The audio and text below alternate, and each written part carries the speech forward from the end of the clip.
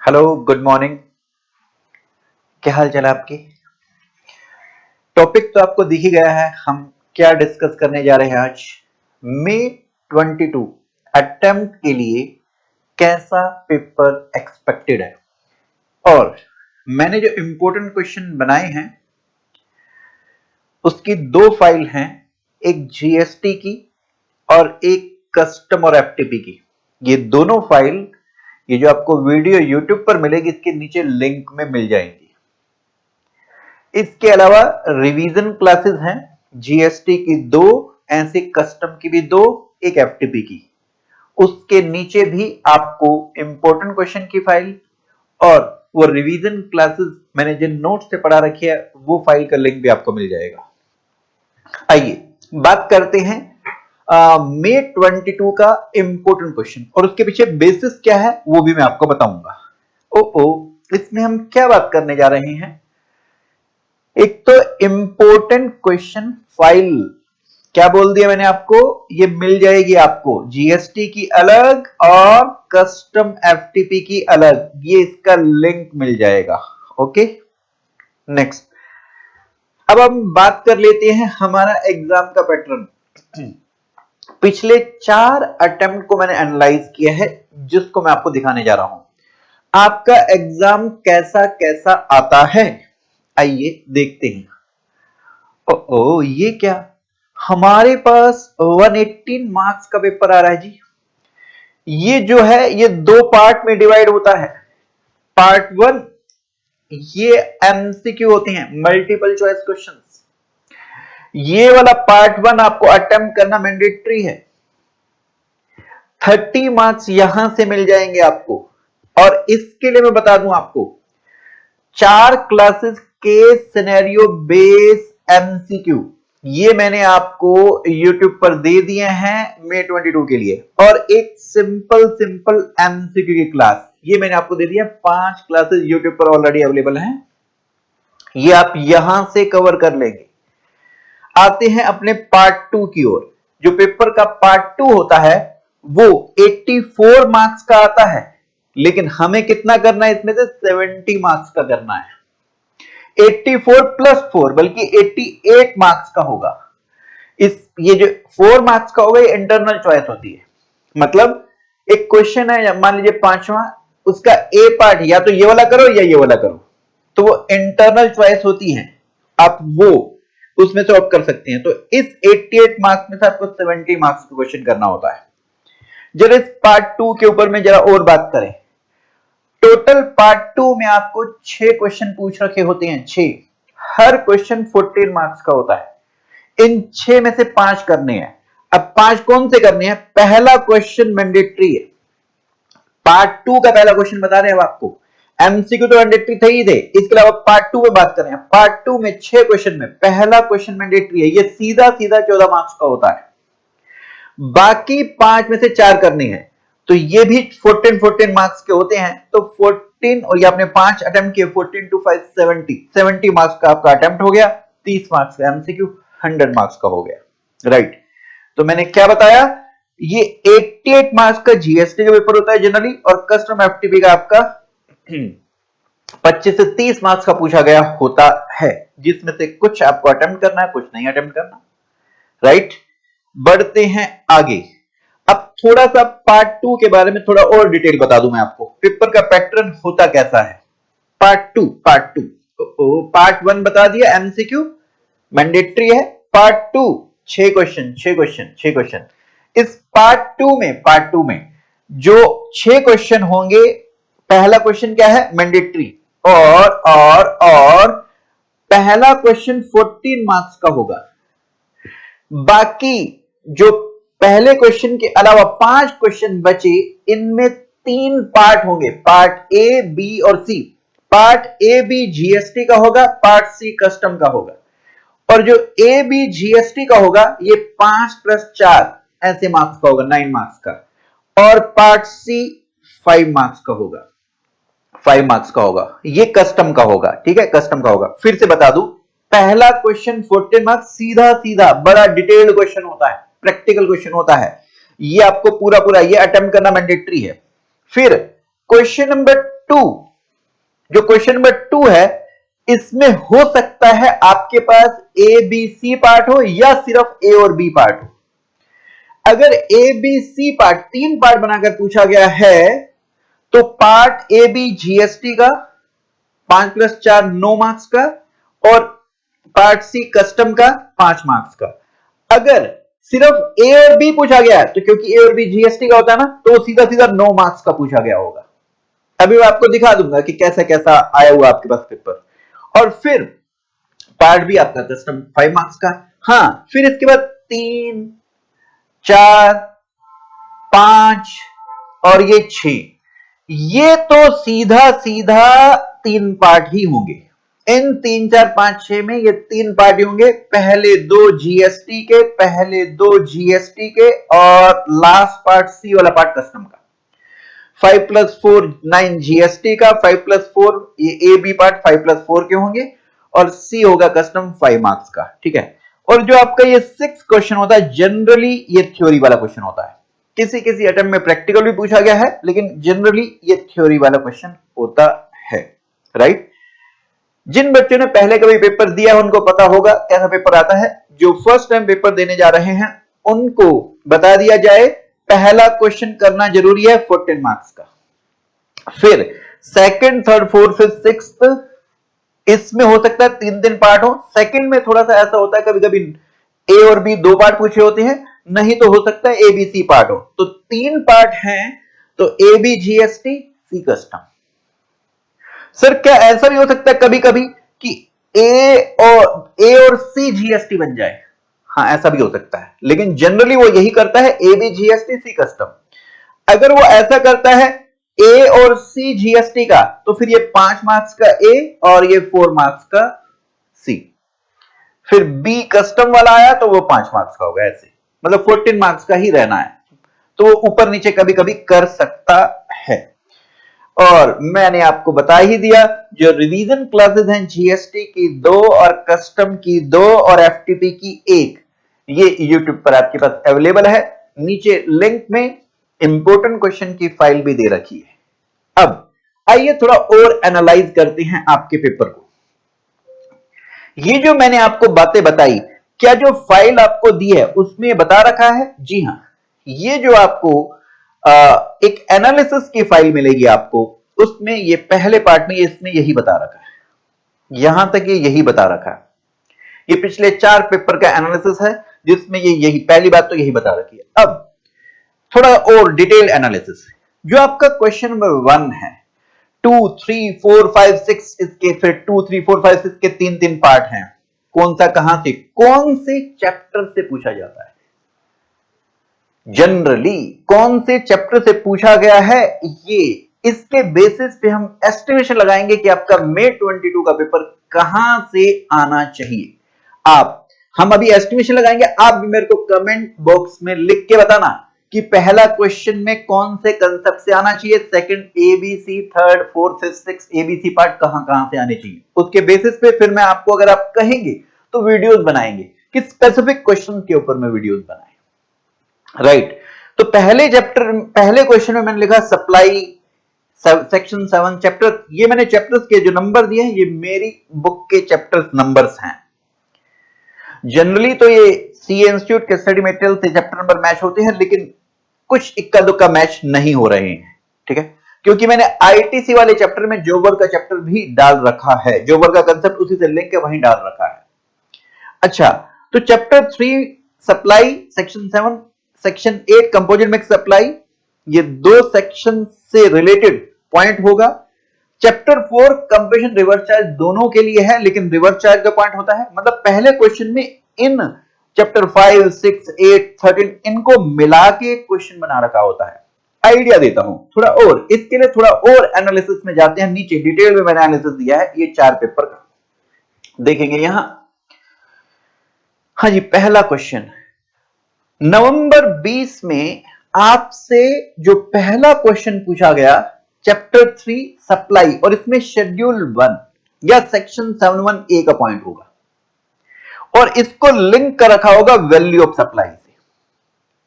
Schedule 1 में आप जानते हैं 4 सप्लाई बिना कंसीडरेशन के सप्लाई मानी जाती हैं। पहला, बिजनेस एसेट का परमानेंट ट्रांसफर, जिसका आपने आईटीसी ले रखा था, फ्री दी है, बिजनेस एसेट फ्री में दे दी, और जिसका आईटीसी ले रखा था उसका परमानेंट ट्रांसफर कर दिया फ्री, तो उसे हम सप्लाई मानते हैं। अब उसके लिए वैल्यू कैसे होगी, या रिलेटेड पर्सन को अगर आपने सप्लाई करी है तो फिर वैल्यू भी निकालनी होगी रूल 28 या 29 में, तो वो साथ में मिक्स कंसेप्ट होगा। एक दो पॉइंट रिवर्स चार्ज के डाल रखे होंगे, ठीक है, और प्लेस सप्लाई का पॉइंट होगा, टाइम सप्लाई का पॉइंट भी हो सकता है, आईटीसी का पॉइंट पक्के तौर से होगा ही होगा, एग्जम्पशन का पॉइंट हो सकता है। फिर मैंने लिखा है इस क्वेश्चन नंबर 1 के लिए कि हमारे पास आरसीएम से रिलेटेड कौन से पॉइंट जनरली इन क्वेश्चंस में पूछ रखे होते हैं, और आईटीसी से रिलेटेड कौन से पॉइंट जनरली हमारे से क्वेश्चन 1 में पूछ रखे होते हैं। सर इसका फायदा क्या है? इसका फायदा यह है, हमें पहले से पता होगा, अगर हमने ये क्वेश्चंस कर रखे हैं और उसके बेसिस पर हमें एक अंदाजा है कि ये पॉइंट्स होंगे, माइंड एकदम पिक करेगा ना उन चीजों को। तो आइए, ये मैंने कैसे बनाया, अब आज दिखाता हूं आपको नवंबर 20 का पेपर। तो एक एक पेपर में दिखाता हूं, आपको आइडिया लग जाएगा कि ये मैंने कैसे डिटरमाइन किया। तो आइए नवंबर 20। सर ये क्या सब कुछ लिखा हुआ है?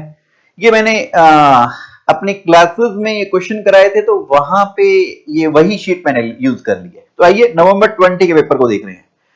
पहला, कंप्यूटर सप्लाई करे हैं, ये हमने परचेज किए थे अनरजिस्टर्ड सप्लायर से, ये हमने फ्री दे दिया, विदाउट एनी कंसेशन दे दिया ब्रदर इन लॉ को।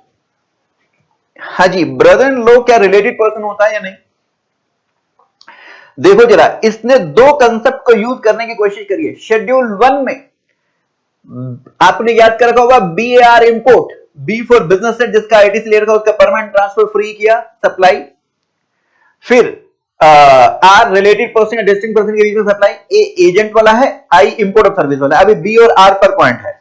बी फॉर बिजनेस एसेट, क्या इसने कंप्यूटर बिजनेस एसेट को ट्रांसफर किया है? जी, लेकिन इसने बोला कि हमने ना अनरजिस्टर्ड सप्लायर से परचेज करा था, उसको हमने फ्री में दिया है। हेलो, इसने ये लिख सकता था कि हमने उस कंप्यूटर को दिया जिसका हमने आईटीसी नहीं लिया था, ऐसे नहीं दिया, छुपा दिया बीच में कि हमने अनरजिस्टर्ड सप्लायर से परचेज किया। तो सोचो, जीएसटी लगा ही नहीं होगा। जब आपने परचेज किया था जीएसटी लगा ही नहीं होगा, जीएसटी लगा नहीं होगा तो आईटीसी नहीं ले रखा, आईटीसी नहीं ले रखा मतलब इनपुट क्रेडिट नहीं ले रखा, आपने उस कंप्यूटर को फ्री में दे दिया, तो शेड्यूल 1 में सप्लाई नहीं है, जीएसटी की बात नहीं आएगी। फिर इसने घुमाने की कोशिश करी कि हमने ब्रदर इन लॉ को दिया है, रिलेटेड पर्सन है क्या? रिलेटेड पर्सन की डेफिनेशन में आपकी स्पाउस आती है, बच्चे आते हैं, या फिर पेरेंट्स, ग्रैंड पेरेंट्स, ये तभी आते हैं, ब्रदर सिस्टर, जब आप पे होनली and mainly dependent of brother in law वहां पे आता नहीं, तो रिलेटेड पर्सन भी नहीं है। तो ये पहला पॉइंट सप्लाई नहीं है, जीएसटी नहीं जाएगा, ठीक है। अगले दो पॉइंट प्लेस सप्लाई से हैं। हाँ जी, क्या पहला पॉइंट सप्लाई और वैल्यूएशन के चैप्टर से लिंक था?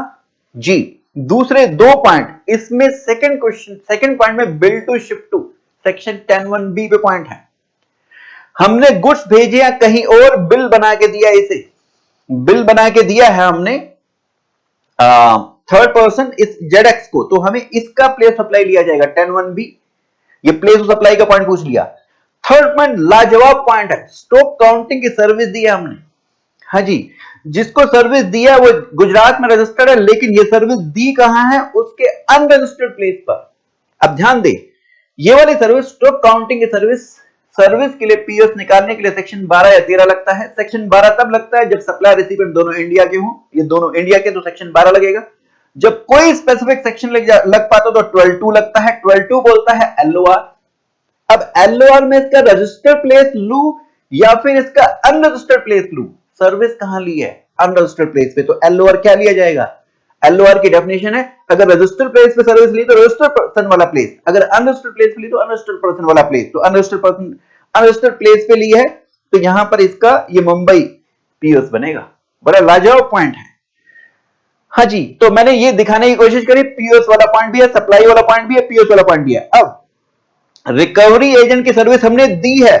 अच्छा, फोर्थ पॉइंट बीच में रह गया, वो बाद में बताते हैं। रिकवरी एजेंट की सर्विस हमने दी है एनबीएफसी को। हेलो, रिवर्स चार्ज वाली सप्लाई हमने रिसीव नहीं करी, हमने दी है। हमने दिया तो जीएसटी नहीं देना, वो देगा, एनबीएफसी देगा जी। लेकिन ध्यान रहे, आईटीसी के चैप्टर में सेक्शन 17(3) में इसे एग्जाम सप्लाई माना जाएगा और आईटीसी रिवर्सल का पॉइंट आएगा। अगर रिवर्स चार्ज वाली सर्विस ली है, अगर दिखाऊं मैं आपको एक स्लाइड और, अगर मेरी वो पूछता है जीएसटी लायबिलिटी बताओ कैश में क्या बनेगी, इस क्वेश्चन में पूछा भी है। तो हमारे पास आउटपुट सप्लाई दे रखी है। सबसे पहले मैं फॉरवर्ड चार्ज में जीएसटी निकालूंगा, फॉरवर्ड चार्ज में जो मेरे को खुद देना है।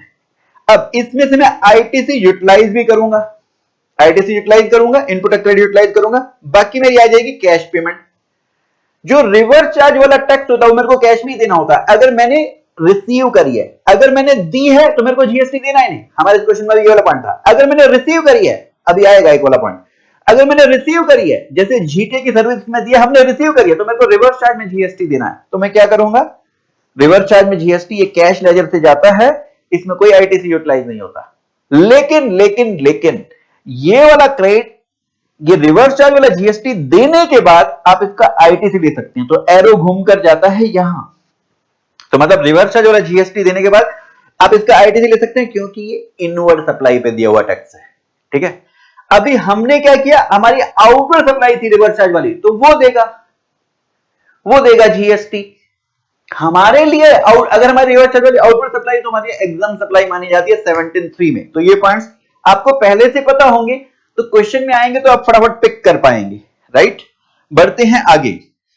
हाँ जी, इसके बाद एक पॉइंट बीच में रह गया था, जरा वो भी डिस्कस करें। रेंटिंग की सर्विस, हमने अपना एक अपार्टमेंट किराए पे दिया है रेजिडेंशियल पर्पस के लिए। हेलो, रूम का किराया 1000 पर डे या उससे कम हो तो माफ होता है, ये 1000 पर डे से ज्यादा है, डेली रेंट 1500 है, तो ये टैक्सेबल होगा।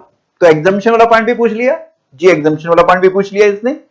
तो कौन कौन से चैप्टर यूज हो रहे हैं, एग्जम्पशन वाला चैप्टर भी आ गया, आरसीएम वाला भी आ गया। अब देखिए नेक्स्ट है एडवांस रिसीव किया है, इस छठे पॉइंट से कनेक्टेड है आपका ई पॉइंट।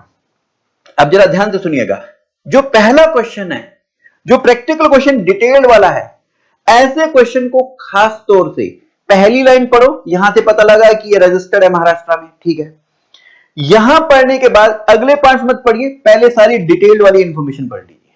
क्यों? क्योंकि यहां से कुछ आपको पॉइंट्स मिलेंगे जो ऊपर यूज हो रहे होंगे। जैसे अभी एडवांस रिसीव के लिए ई पॉइंट है 5 लाख गुड्स के लिए और बाकी सर्विस के लिए, तो हमारा टोटल एडवांस था 9 लाख, 5 लाख गुड्स के लिए, 4 लाख सर्विस के लिए। टाइम ऑफ सप्लाई आप जानते होंगे, टाइम ऑफ सप्लाई का पॉइंट यूज हो गया जी। सर्विस के केस में एडवांस पर जीएसटी जाता है, गुड्स के केस में एडवांस पर जीएसटी नहीं जाता। 66/2017 नोटिफिकेशन आपने पढ़ रखा है। राइट, तो ये एडवांस वाला पॉइंट टाइम ऑफ सप्लाई का चैप्टर लिंक हो गया। राइट, अब इसके बाद इनवर्ड सप्लाई। सर इतने सारे पॉइंट्स हर क्वेश्चन में पूछ रहे होते? नहीं, सिर्फ ये कलाकारी पहले क्वेश्चन में है, इसके बाद second, third, fourth, fifth, sixth सारे क्वेश्चन बड़े सिंपल होते हैं, सीधे सीधे सीधे क्वेश्चन, इसी में ही कलाकारी है। और ये कलाकारी अगर आपने पिछले 4 अटेम्प्ट के क्वेश्चन किए हैं, पर कहो तो मैं इसके ऊपर क्वेश्चन बनाकर देता हूं, आप मेरे को वीडियो में कमेंट करके बताना कि हम ऐसे क्वेश्चन डालें, ऐसे क्वेश्चन ड्राफ्ट करके डालें। आपको पहले से ही पता हो कि ये पॉइंट पूछे जाते हैं एमएक्स करके, तो पता ही होगा, तो फिर हम जल्दी पिक कर पाएंगे क्वेश्चन को। राइट, अच्छा, तो मैंने क्या बोला, आप पहले नीचे वाली इंफॉर्मेशन सारी पढ़ लिया कीजिए। जैसे इसमें इसने बताया प्रीवियस ईयर की टर्नओवर 21 लाख है।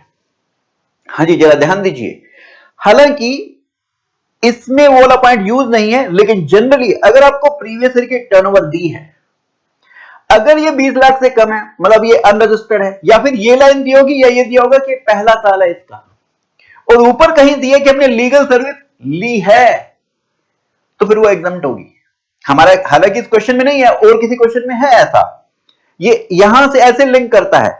अगर ये लिख देता है ये मेरा पहला साल है, इसका मतलब प्रीवियस ईयर में इसकी टर्नओवर रजिस्ट्रेशन लिमिट से कम होगी, तो इसका मतलब वो छोटी बिजनेस एंटिटी है। अगर वो लीगल सर्विस लेगी तो माफ होगी। आपने लीगल सर्विस एग्जामिनेशन के चैप्टर एंट्री 45 में ऐसा पढ़ा हुआ है। राइट, नेक्स्ट, इसने एक इंटरस्टेट ट्रांजैक्शन की अवेल करी थी सर्विस, 4 लाख की मतलब सर्विस ली थी, और इस पे रिवर्स चार्ज में जीएसटी जाता था, और इसकी पेमेंट अभी तक हमने कर ही रही है। 181 डेज हो गए हैं। ध्यान दीजिए, 180 डेज से ज्यादा अगर हो गए, अगर आपने बिल की पेमेंट नहीं करी तो क्रेडिट रिवर्स करना पड़ता है। आईटीसी का चैप्टर लिंक हो गया, आईटीसी का पॉइंट।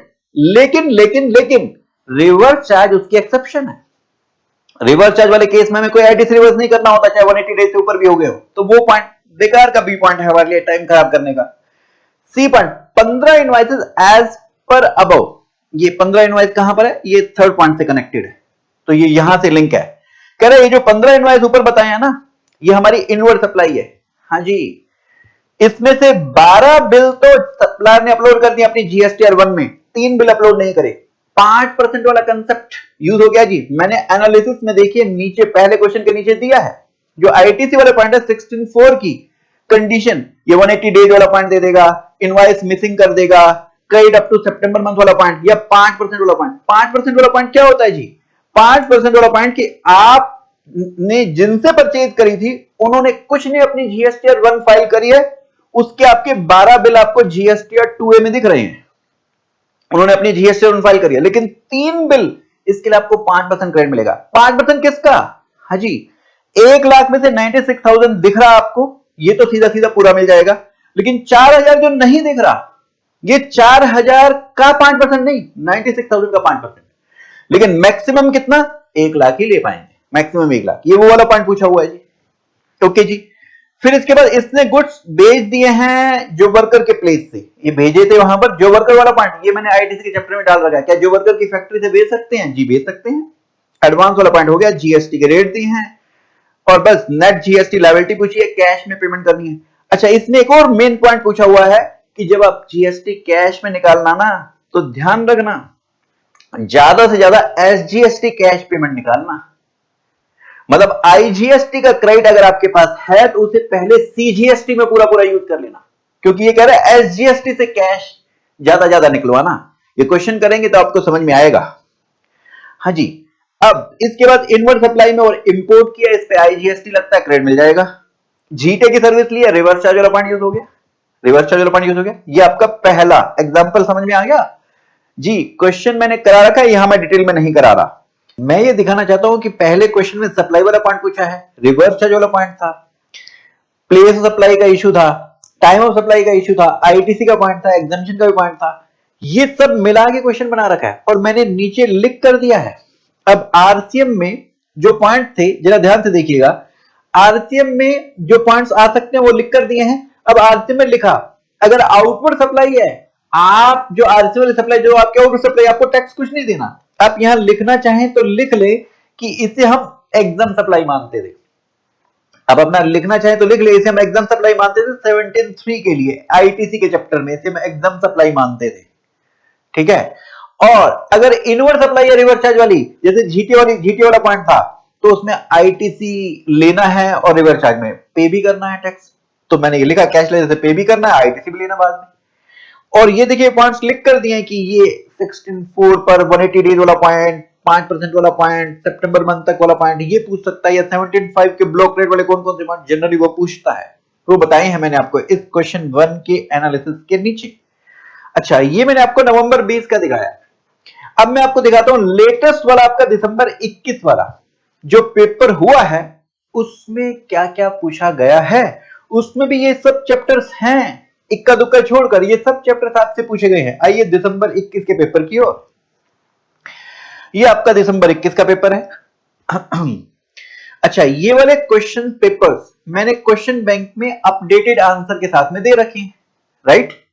नवंबर 20, जन 21, जुलाई 21, ये मैंने आपको क्वेश्चन पेपर और आंसर अपडेटेड जो आपके अटेम्प्ट के लिए एप्लीकेबल उसके हिसाब से दे रखे हैं। ओके, तो इसमें पहला पॉइंट, ये रजिस्टर्ड है जीएसटी में, केरला में कंस्ट्रक्शन का बिजनेस है।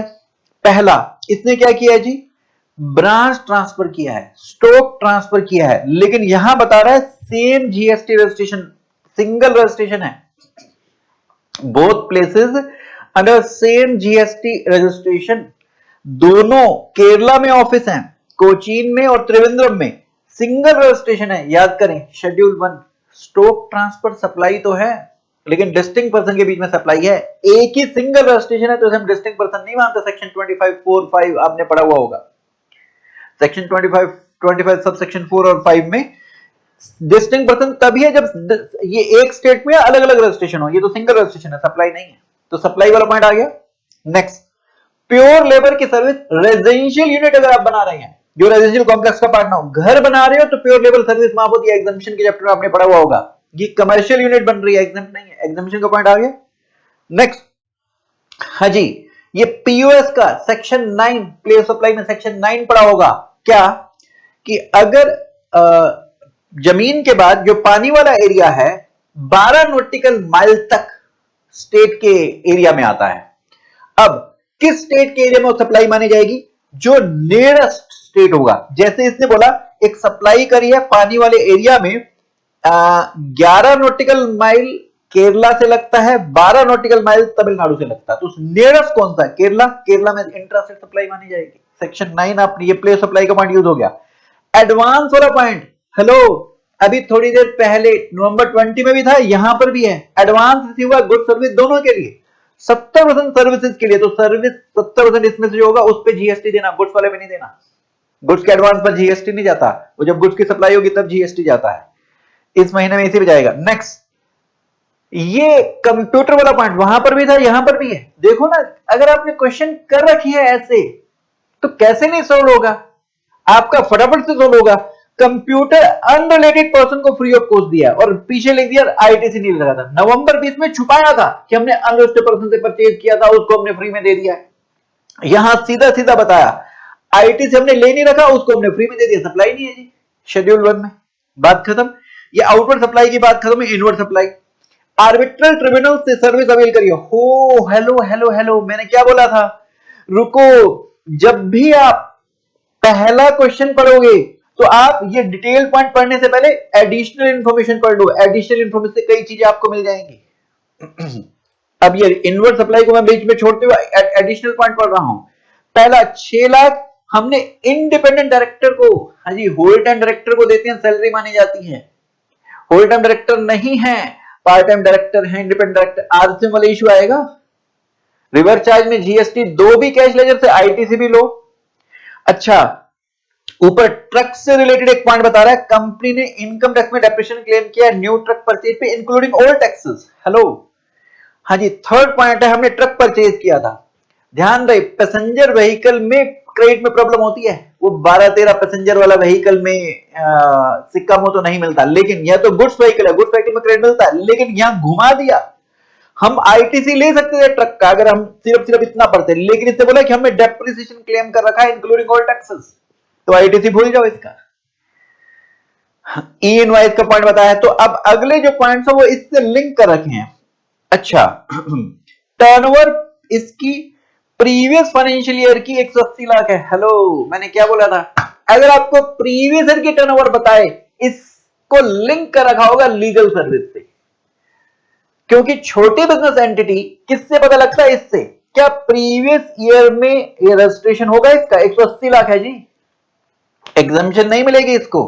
फिर आए जीएसटी के रेट दे रखे हैं, minimum net GST liability cash में कोशिश करना है आपको निकाल कर देनी है, और रीजन भी बतानी है, हर एक वर्किंग नोट तो आपको बनाना है ही है।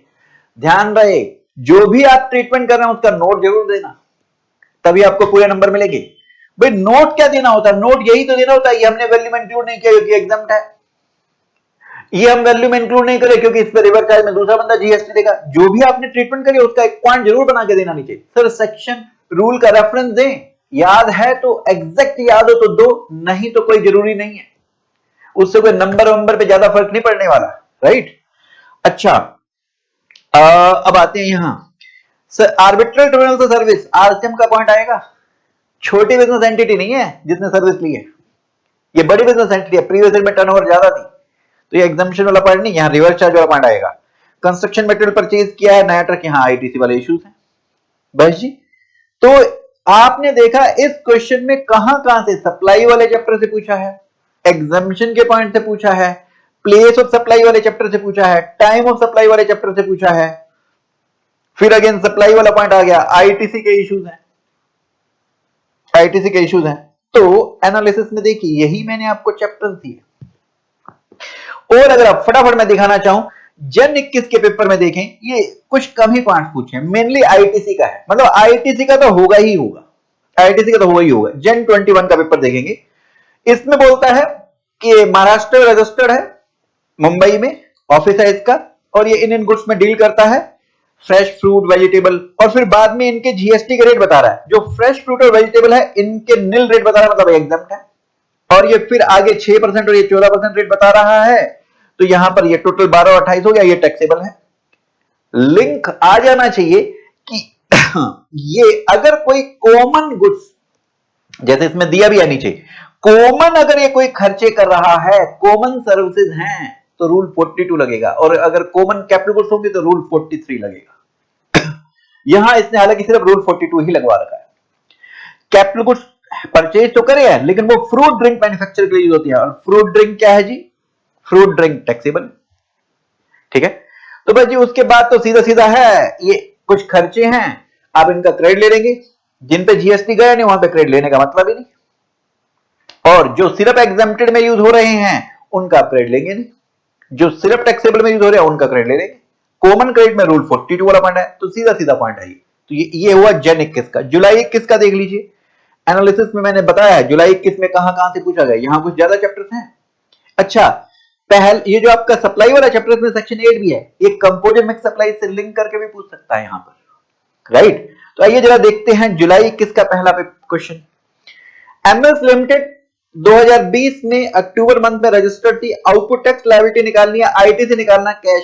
भाई ये तो समझ ही लो, पहले क्वेश्चन में आपको कैश लेजर से जो आपकी जीएसटी की लायबिलिटी है वो निकाल कर देनी होगी। ठीक है, अब जीएसटी के रेट दिए हैं और ट्रांसपोर्टेशन सर्विस का रेट 5% दिया है, इसका मतलब रिवर्स चार्ज, समझ जाइए। रेस्टोरेंट सर्विस पे रेट दिया है 5% और ट्रांसपोर्टेशन सर्विस पर और रेस्टोरेंट सर्विस पर 5% रेट दिया है इसने। ट्रांसपोर्टेशन सर्विस पे रेट 12 होता है तो फॉरवर्ड चार्ज में ट्रांसपोर्टर खुद जीएसटी देता है, और 5% रेट दिया, इसका मतलब रिवर्स चार्ज वाले रिसीवेंट को ही देना है। मतलब हम जीएसटी में रजिस्टर्ड है, हम रिसीव कर रहे हैं अगर जीटी वाली सर्विस, तो हमें रिवर्स चार्ज में ही देना है। अच्छा जी, अब कंपनी ने कहा है कि आप जीएसटी लायबिलिटी निकाल के बताइए, और इसमें जीएसटी लायबिलिटी मेन प्रोडक्ट की कैलकुलेट करके दे ही दी। 54 lakh CGST and HGST each, IGST 72 lakh, और आईटीसी भी निकाल कर दे दिया कि ये हमारा आईजीएसटी का क्रेडिट, ये सीजीएसटी और एचजीएसटी का क्रेडिट इतना इतना है। इसके अलावा कुछ डिटेल्स ये हैं, कुछ डिटेल्स ये हैं। पहला पॉइंट वैल्यूएशन से है। हेलो, वैल्यूएशन का डिस्काउंट का पॉइंट है, डिस्काउंट का पॉइंट है, पोस्ट सप्लाई डिस्काउंट का पॉइंट है।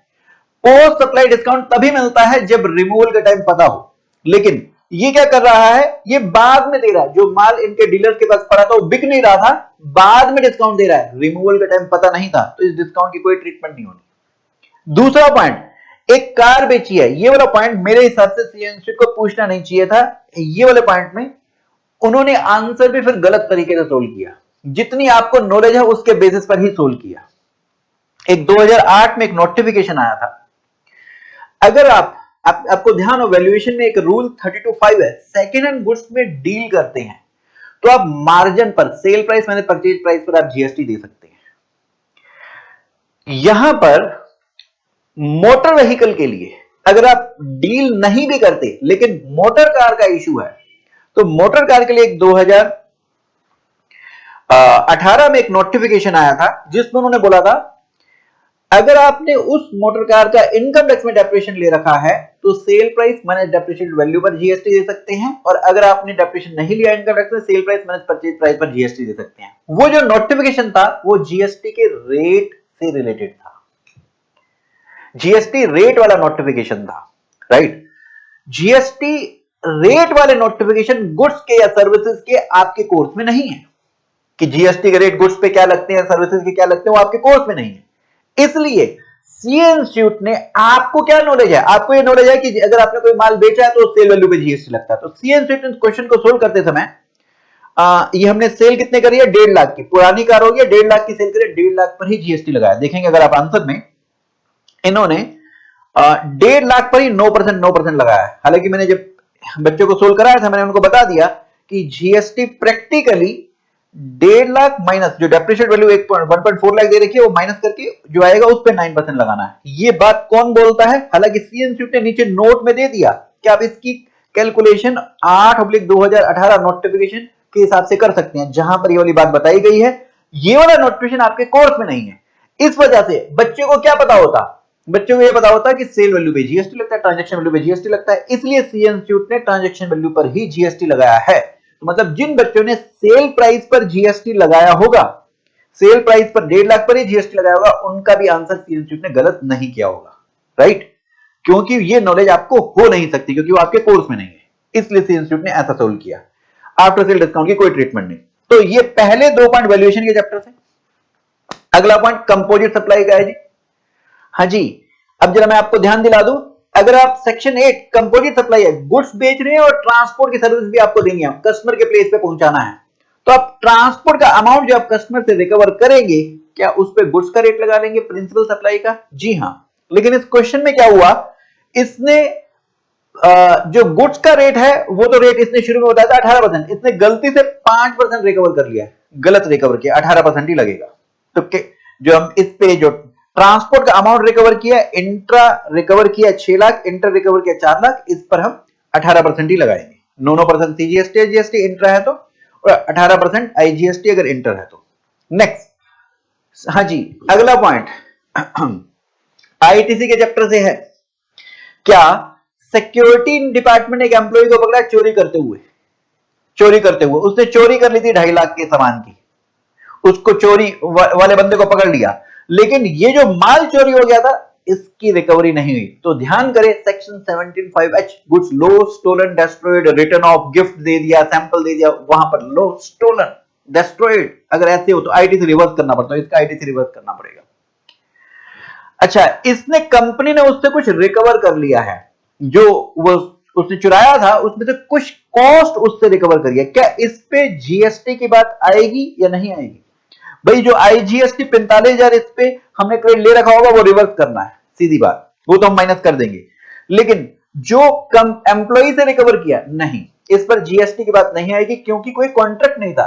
सप्लाई सेक्शन 1A में, सेक्शन 7(1) क्योंकि हम कंसेशन ले रहे हैं, कोई सप्लाई होनी चाहिए ना, कॉन्ट्रैक्ट होना चाहिए, कॉन्ट्रैक्चुअल रिलेशनशिप होना चाहिए सप्लाई के लिए।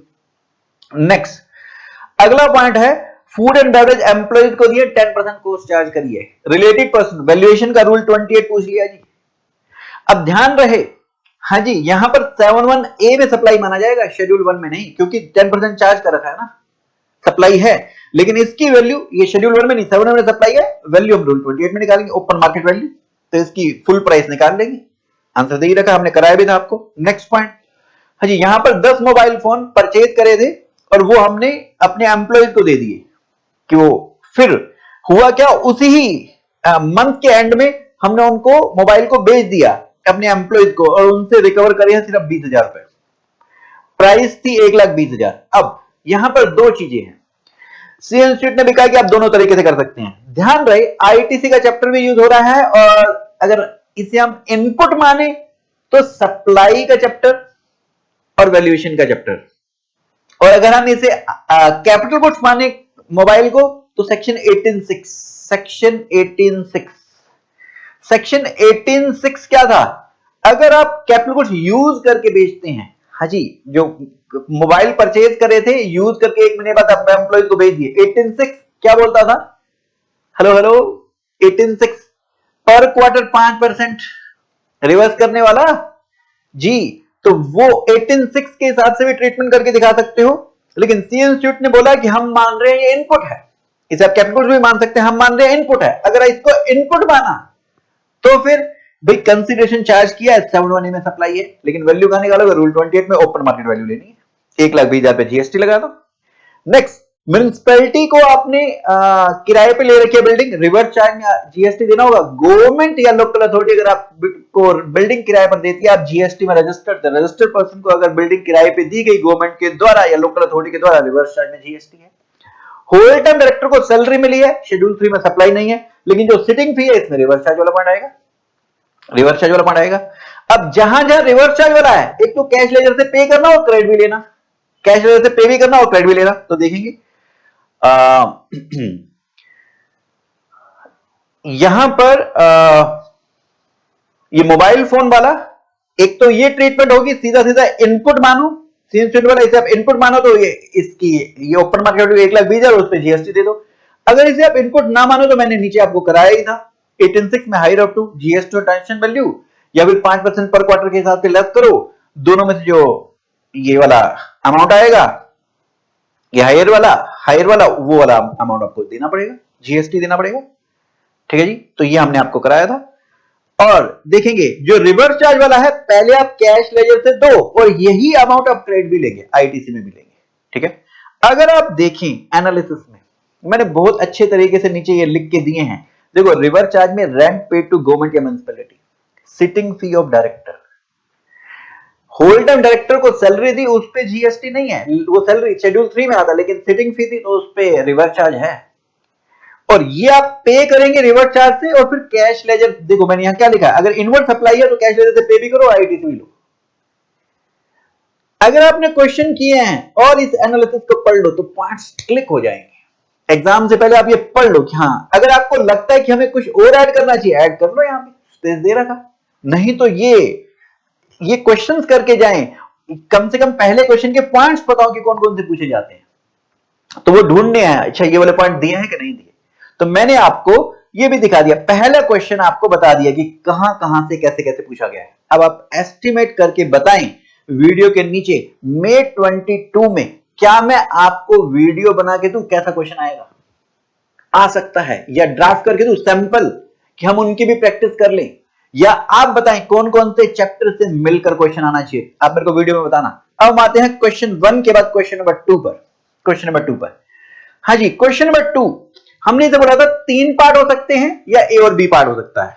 अब इसमें Jan 21 में और दिसंबर 21 में ये ए और बी पार्ट ही पूछा गया। चूंकि ए और बी पार्ट पूछा गया तो 9 मार्क्स जीएसटी का 9 मार्क्स का हो गया। सीधा सीधा प्लेस सप्लाई का है, तो पहले क्वेश्चन में कलाकारी थी, लेकिन अब कलाकारी बिल्कुल भी नहीं है, सीधा सीधा सिंपल क्वेश्चन, प्लेस सप्लाई और ये दिसंबर 21 में वैल्यूएशन प्लस आईटीसी मिलकर, मतलब जीएसटी लायबिलिटी पूछता है, सिंपल सिंपल पॉइंट बनाता है।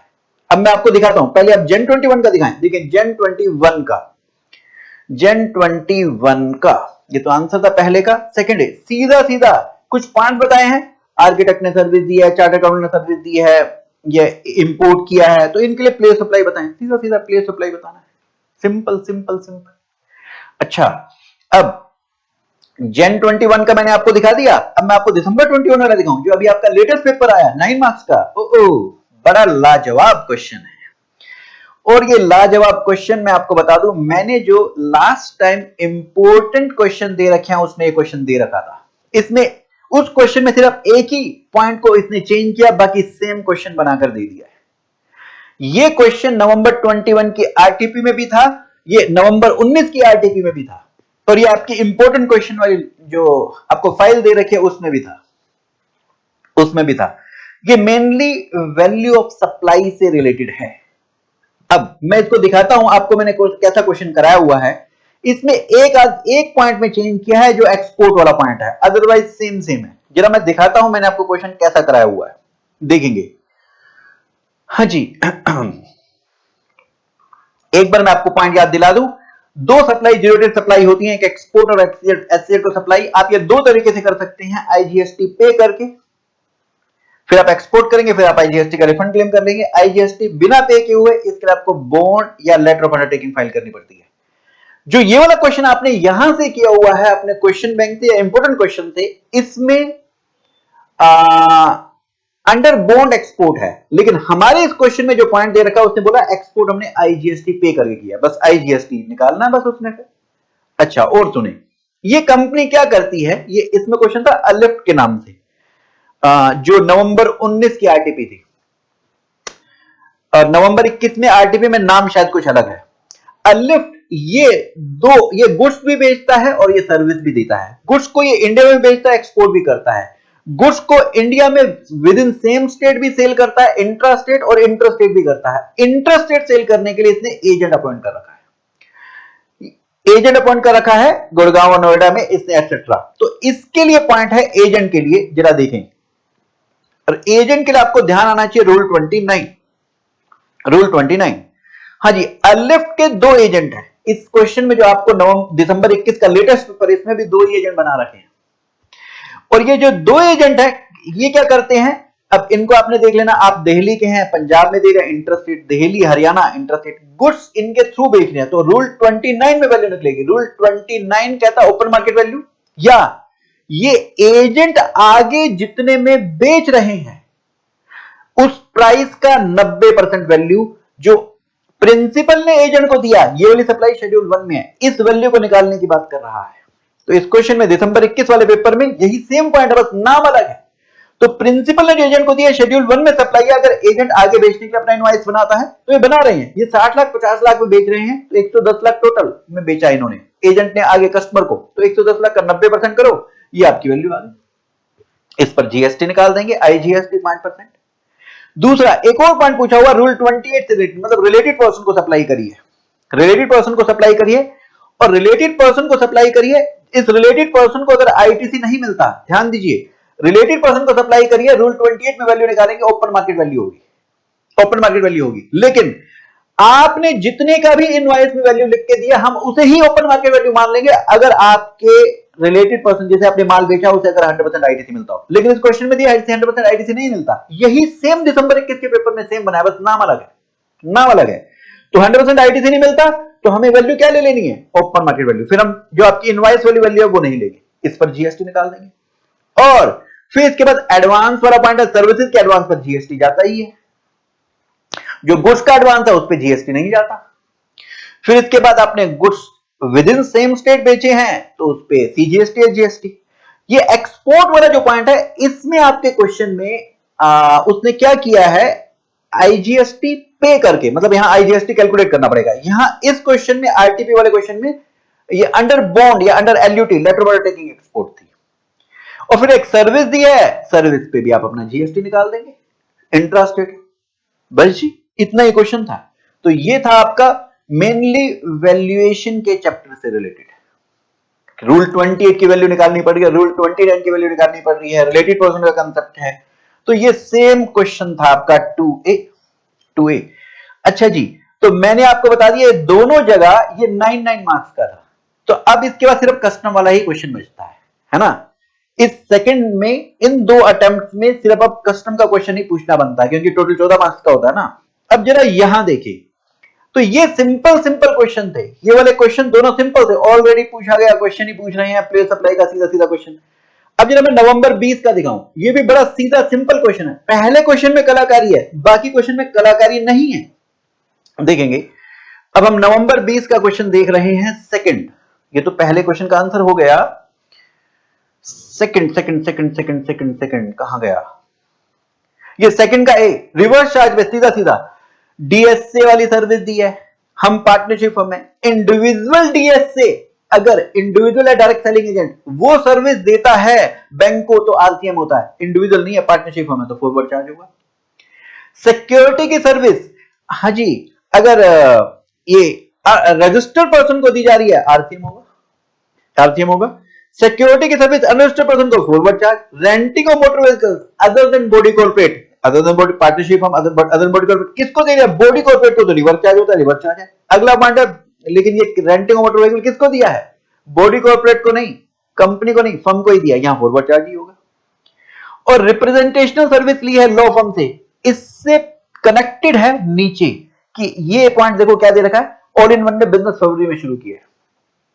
थोड़ी देर पहले मैंने आपको बताया था, अगर ये नीचे कुछ दे देता है, ये नीचे वाली लाइनें पहले पढ़नी चाहिए हमें, कि लीगल सर्विस या फिर ये कोई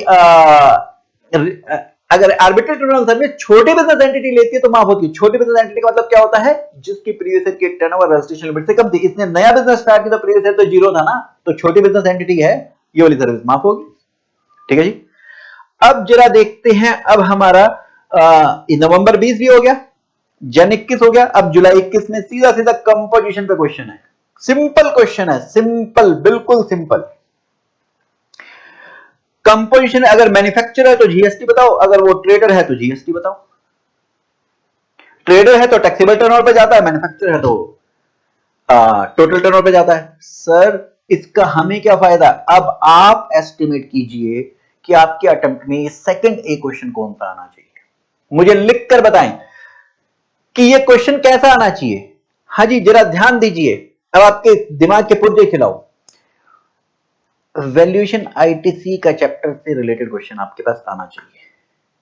क्या आपको भी ऐसा लगता है? मुझे बताना। टू बी क्वेश्चन, अगर आपका इधर रिवर्स चार्ज था तो नीचे वैल्यूएशन का क्वेश्चन है। अगर यहां पर कंपोजिशन का क्वेश्चन था जुलाई 21 में तो यहां नीचे वैल्यूएशन आईटीसी का क्वेश्चन है। और सीधा सिंपल क्वेश्चन है, मनी चेंजर का पूछा हुआ सीधा सीधा। टू बी यहां पर भी वैल्यूएशन या आईटीसी, वैल्यूएशन का एक पॉइंट है, बाकी आईटीसी का पॉइंट है। दिखाऊं जरा नवंबर 20 और जुलाई 21 का? जी सर दिखाओ। देखो ना, टू बी सीधा मनी चेंजर और एयर ट्रैवल एजेंट पर क्वेश्चन है, सीधा सीधा वैल्यूएशन का क्वेश्चन है। और ये नवंबर 20 का हुआ। अब आपको जुलाई 21 का दिखाऊं? जुलाई 21 में देखिए, टू बी क्या दिया है जी? Total turnover. हाँ, ये बड़ा अच्छा पॉइंट है इसमें, कोरोना वायरस से लिंक कर दिया। कोरोना वायरस है, इस वजह से गरीबों को फ्री में बांटने के लिए बहुत कम रेट पर बेच रहा है। अनरिलेटेड पर्सन को अगर ये बेच रहा है तो सेक्शन 15 में हमें ट्रांजैक्शन वैल्यू ही लेनी है। रिलेटेड पर्सन को अगर ये कुछ कम रेट पे देता तो रूल 28 वैल्यू निकालते, वहां पर ओपन मार्केट वैल्यू लेते। लेकिन ये अनरिलेटेड पर्सन को अगर कम रेट पर दे रहा है तो यही 30 करोड़ वाला माल 6 करोड़ में दे रहा है, 6 करोड़ ही वैल्यू लेंगे, इसी पे जीएसटी जाना। बस वैल्यूएशन का ये पॉइंट है, बाकी आईटीसी के पॉइंट है। सिक्योरिटी मेंटेनेंस का क्रेडिट मिलेगा नहीं मिलेगा, रेंट का, मटेरियल जो पैक के लिए यूज किया, बस ये क्वेश्चन खत्म। तो पहले क्वेश्चन के बाद देखो क्वेश्चन कैसे सिंपल सिंपल से हैं। सर हमें बताओ, हम सेकंड क्वेश्चन में किन चैप्टर्स पर तैयारी करें? आप मुझे कमेंट पे लिख के बताएं नीचे वीडियो में। क्या वैल्यूएशन आईटीसी का क्वेश्चन तो होगा ही होगा। अगर 3 पार्ट पूछे जाते हैं वैल्यूएशन आईटीसी का क्वेश्चन तो होगा ही होगा। अब मैंने क्या किया है, इसी बेसिस पर आपके चैप्टर्स को कैटेगरीज में डिवाइड किया। कैटेगरी ए बी सी, ये बाद में देखेंगे, मैंने इसमें नीचे दे रखा है, हमने कुछ चैप्टर्स को कैटेगरी ए में रखा है। हाँ जी, वैल्यू ऑफ सप्लाई वाला पॉइंट आपका पहले क्वेश्चन में भी आता है और आईटीसी वाला क्वेश्चन पहले क्वेश्चन में भी आता है, बाद में भी पूछा गया है। प्लेस ऑफ सप्लाई वाला भी आपके सेकंड क्वेश्चन में भी आ गया, पहले क्वेश्चन में भी आ गया, तो कैटेगरी ए में ही रखें। सप्लाई वाला पॉइंट भी आपका आता है, सप्लाई वाला या रिवर्स चार्ज वाला पॉइंट, ये डायरेक्ट क्वेश्चन भी पूछा हुआ है और पहले क्वेश्चन में भी वो ऐड करता है, तो इसे कैटेगरी ए में रखें। एग्जम्पशन वाला पॉइंट भी मिक्स कर देता है, तो इन्हें हमने कैटेगरी ए में डाला है। इंपॉर्टेंस समझ लीजिए किस बेसिस पे डाला है, इन पेपर्स को एनालाइज करके हमने कैटेगरी ए में डाला है। तो इसके बाद मैंने आपको जीएसटी के एबीसी कैटेगरी चैप्टर्स दे रखे हैं, ऐसे कस्टम के भी एबीसी कैटेगरी चैप्टर्स दे रखे हैं, राइट। तो वापस आते हैं हम अपने क्वेश्चन 2 पर, वापस आते हैं क्वेश्चन 2 पर। तो हमें इसका मतलब वैल्यूएशन आईटीसी इस चैप्टर से, और वो भी सिंपल क्वेश्चन। कहां से होगा ये जो क्वेश्चन होगा? वैल्यूएशन के जो रूल्स हैं 27, 28, 29 या सेक्शन 15 पे जो प्रैक्टिकल क्वेश्चन है, सिंपल सिंपल से। आईटीसी में 17.5 के ब्लॉक ट्रेड के जो पॉइंट है उनको साथ में मिक्स करके बना सकता है, ठीक है जी। तो वहां से आप मुझे लिख के बताना जरूर। हाँ जी, जो लास्ट क्वेश्चन होगा या तो वो कस्टम का होना है। अगर क्वेश्चन 2 के 3 पार्ट हैं, क्वेश्चन 2 के 3 पार्ट हैं, तो तीसरा पार्ट आपका कस्टम वैल्यूएशन का बनेगा। ओहो, कस्टम वैल्यूएशन से होगा? जी हां। और अगर 2 पार्ट हैं, पहला 9 नंबर का जीएसटी 5 और अगला पार्ट कस्टम वैल्यूएशन का, इसे मैं अलग पेन से मार्क करूं, कस्टम वैल्यूएशन का। इसका मतलब हमें सेकंड क्वेश्चन के लिए जो तैयारी करनी है वो कस्टम वैल्यूएशन के टॉपिक पे करनी है। अगर जिस ट्रेंड के बेसिस पर सीए इंस्टीट्यूट क्वेश्चन पूछ रहा है ठीक ऐसे ही पूछता है तो, राइट, तो हमें कस्टम वैल्यूएशन का सीधा सीधा क्वेश्चन होगा। दिखाऊं जरा? जी सर दिखाएं। नवंबर 20 में देखें जी, कस्टम वैल्यूएशन का सीधा सीधा क्वेश्चन 2C, कॉस्ट दे दिया मशीन की, फ्रेट, इंश्योरेंस। मैंने क्वेश्चन इसके लिए मैंने कस्टम वैल्यूएशन की डिटेल्ड क्लास अपलोड करी है रिवीजन के लिए, तो उसमें मैंने सारे क्वेश्चन करा रखे हैं। जो भी आपकी इंपॉर्टेंट वो बुक है वो सारे क्वेश्चन उसमें कवर्ड है। तो वो मैंने आपकी फास्ट ट्रैक वाली कंप्लीट क्लास दी आपको ताकि आप उससे प्रैक्टिस कर पाए। ये नवंबर 20 का हुआ। जन 21 में देखें, जन 21 में देखें, सीधा सीधा ये आपका कस्टम वैल्यूएशन का ये क्वेश्चन देखिए। कस्टम वैल्यूएशन का प्राइस दे रखी है, डिजाइन डेवलपमेंट कमीशन एटसेट्रा, ये सब पॉइंट दे रखे हैं। जुलाई 21 का देखें, यहां पर भी आपके पास ये कस्टम वैल्यूएशन का क्वेश्चन, सिंपल क्वेश्चन। और ये सिंपल क्वेश्चन ये रिपीट होता है, कस्टम वैल्यूएशन का क्वेश्चन जैसे आपका आया हुआ, अब जरा दिसंबर 21 में देखो, ये भी कस्टम वैल्यूएशन का है, कस्टम वैल्यूएशन का है, कस्टम वैल्यूएशन का है, ठीक है। तो इसका मतलब पता लग गया, सेकंड बी के लिए जो तैयारी करनी है वो कस्टम वैल्यूएशन के क्वेश्चन के लिए मैंने कस्टम की वैल्यूएशन की एक क्लास डाल रखी है, 3 घंटे 20 मिनट के आसपास की है, उसमें सारा डिटेल में करा रखा है, क्वेश्चंस भी करा रखे हैं, तो अब वो कर ले उसके लिए, ठीक है। आप मेरे साथ अगर आप चाहते हैं कि मैं थोड़ी और मेहनत करूं, मैं और क्लिप्स बनाऊं, वीडियोस बनाऊं, तो आप मेरे को कमेंट करके बताना, मैं आपके रेस्पॉन्स के बेसिस पर मैं आगे डिसीजन लूंगा। तो सेकंड क्वेश्चन हो गया, question number 3A, time of supply, time of supply, लेकिन दिसंबर 21 जो आपका लेटेस्ट पेपर है वहां एग्जामिनेशन का क्वेश्चन पूछ लिया एजुकेशन का, तो ये क्वेश्चन हो सकता है टाइम ऑफ सप्लाई पे आ जाए, लेकिन यहां पर इधर देखेंगे क्या, क्वेश्चन 3 जन 21 में ई वे बिल का पूछा गया है, जन 21 में ई वे बिल पे पूछा गया है, तो आपको देखना है ये कौन से पे बनना चाहिए, मई 22 के लिए कौन सा क्वेश्चन बनना चाहिए। लेकिन एक बात तय है, जो 3B है ये प्लेस ऑफ सप्लाई पे, प्लेस ऑफ सप्लाई पे, प्लेस ऑफ सप्लाई पे है, तो आपका भी प्लेस ऑफ सप्लाई ही बनेगा यहां पर भी मई 22 के लिए, और सिंपल क्वेश्चन होता है, इसमें कोई कलाकारी नहीं होती, कोई कलाकारी नहीं होती है जी। अच्छा, इसके बाद जो 3C है ड्यूटीज ऑफ कस्टम है, या फिर यहां पर एक एग्जम्पशन रेमिशन का आपका चैप्टर है, ये सेक्शन 13, 22 या 20 यहां से इस चैप्टर से होता है।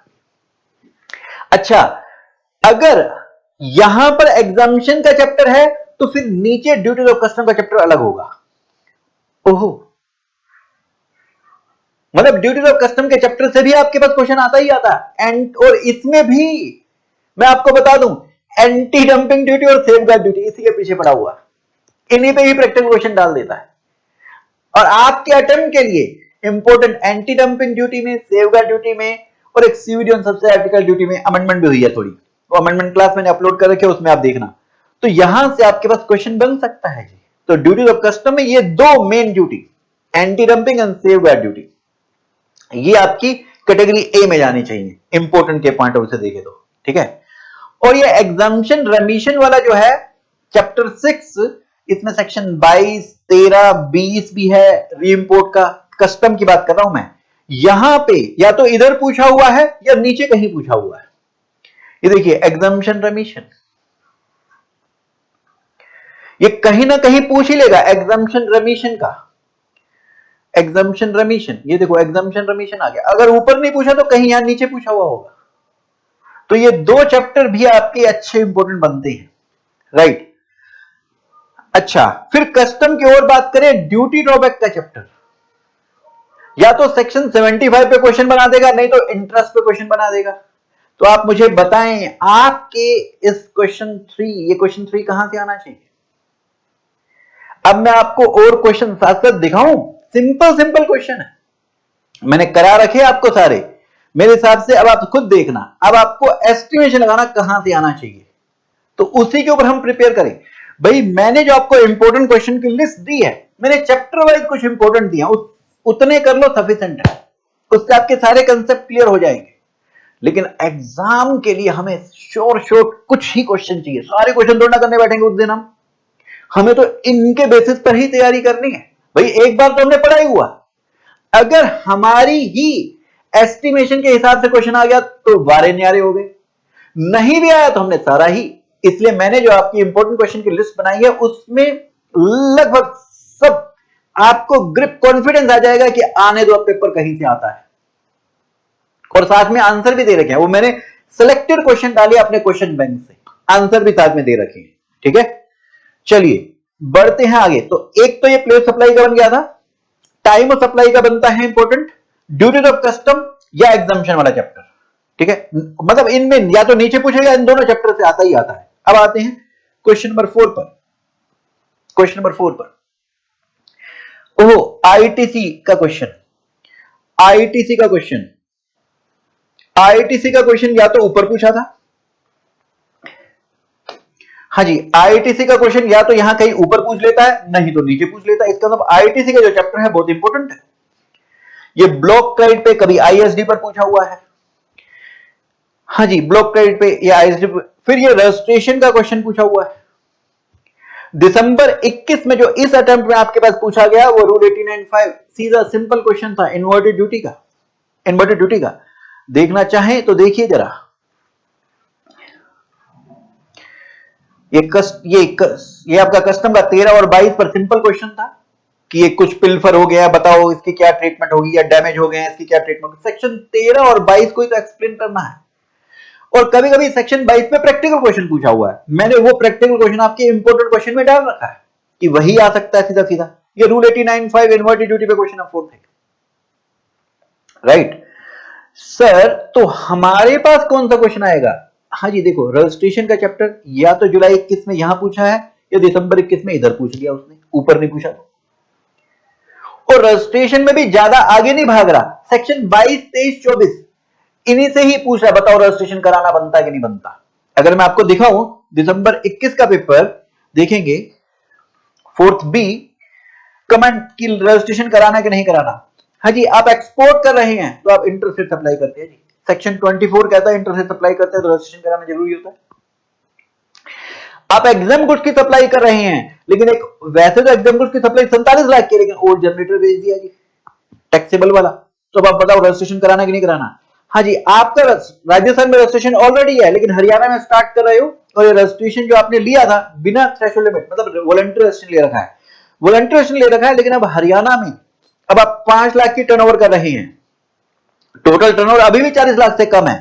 राजस्थान में रजिस्ट्रेशन ले रखा है, क्या आप हरियाणा में रजिस्ट्रेशन करना जरूरी है? जब आपकी एग्रीगेट टर्नओवर क्रॉस करे तो हर स्टेट में जहां से आप टैक्सेबल सप्लाई करते हैं रजिस्ट्रेशन कराना होता है। ये तो आपने वॉलंटरी रजिस्ट्रेशन ले रखा है ना, ठीक है ना। तो अब इसके बाद next, buying and selling of share तो सिक्योरिटी गुड्स ही नहीं है, फिर कितनी भी टर्नओवर कर हमें क्या करना, रजिस्ट्रेशन कराना नहीं कराना। सिंपल क्वेश्चन है, मतलब 22, 23, 24 से आगे नहीं बढ़ रहा। और फिर देखेंगे कस्टम का एंटी डंपिंग ड्यूटी पे प्रैक्टिकल क्वेश्चन टाइप बना के पूछ लेता है कि 100% ईओयू ने एक यूनिट 100% ईओयू में, और इसने क्या किया है, इंपोर्ट किया है, क्या 100% ईओयू इंपोर्ट करती है एंटी डंपिंग ड्यूटी लगती है? जनरली नहीं, अनटिल अनलेस वो गुड्स परचेज करके डीटीओ में बेचे, उसी के ऊपर लिखना था। दूसरा पॉइंट, एंटी डंपिंग ड्यूटी क्या रेट्रोस्पेक्टिव डेट से लग सकती है? एक केस बना दिया और उसके लिखना तो वही है जो आपने पढ़ा हुआ, सीधा सिंपल क्वेश्चन बना रखा है। तो आइए जरा आते हैं। हाँ जी, अब मैं आपको बता दूं, तो रजिस्ट्रेशन का चैप्टर आपका इंपॉर्टेंट बनता है, मैंने लेकिन इसे कैटेगरी बी चैप्टर में डाला है, कैटेगरी बी में, राइट। आईटीसी का हमने पहले उसमें डाला है। ये जो क्वेश्चन नंबर 4 है, 4A बी, एक क्वेश्चन तो आईटीसी का बनता है, यहां पर ये कहीं से भी मिक्स कर देता है कि रिफंड वाला चैप्टर या एक्सपोर्ट वाला। तो मैंने रिफंड और एक्सपोर्ट वाला चैप्टर जो है वो मैंने कहां डाल दिया है, आपके इंपोर्टेंट कैटेगरी ए चैप्टर में डाल दिया है, कैटेगरी ए चैप्टर में डाल दिया है, ठीक है। तो आप एनालाइज करके खुद बताओ, आप भी बताओ कौन सा क्वेश्चन आना चाहिए। अब आते हैं क्वेश्चन नंबर 5 पर।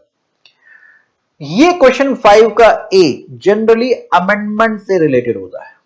जनरली अगर यहां अमेंडमेंट पूछ ली तो ठीक, नहीं तो हो सकता है यहां पूछी गई हो, क्योंकि ये इधर ये वाला पार्ट रूल 96 भी ये अमेंडमेंट का था जब पूछा गया था। तो इसका मतलब एक छोटा सा 5 नंबर का क्वेश्चन आपसे अमेंडमेंट का भी पूछ लेगा। तो अमेंडमेंट आपकी जो मई 22 वाली है और नवंबर 21 वाली, ये दोनों करनी है आपको। मैंने दोनों को कैटेगरी ए में डाला है, ठीक है।